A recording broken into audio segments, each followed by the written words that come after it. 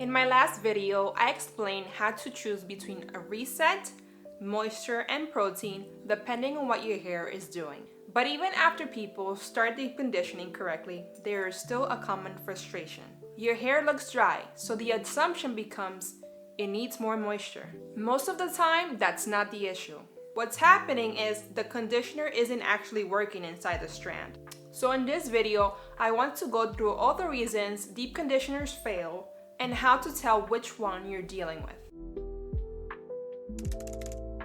The most common situation is buildup, which is the reset category I talked about in my last video. Deep conditioners can't work through a barrier. If your hair feels rough in the shower but dries rough, or products sit on top, or the shine disappears once it dries, then moisture never absorbed. The hair was coated, not hydrated. In that case, adding more conditioner won't help. The strand needs to be cleared first. The opposite can also happen. Sometimes the hair is already too conditioned. When it's wet, it feels overly soft or almost slippery. But once dry, it looks puffy and won't hold definition. This is not a sign of dryness, it's a sign of lack of structure. If you keep deep conditioning, at that point, the hair gets weaker over time. Styles fall faster and it becomes harder to get definition no matter what products you use on your hair. What helps is spacing out conditioning and letting the hair regain balance before adding more. Another reason moisture doesn't last is mineral buildup. If your conditioner works on one wash and then stops on the next, or your hair feels coated right after drying, or it tangles immediately after washing, water minerals may be blocking absorption. So the problem is not the conditioner, it's what's sitting between the conditioner and the strand. I went deeper into this in my hard water video if you want to understand why it happens. Sometimes the product is fine, but the application method is not. Deep conditioner needs contact time and the right amount of water. If you rinse it out right away, it won't do much.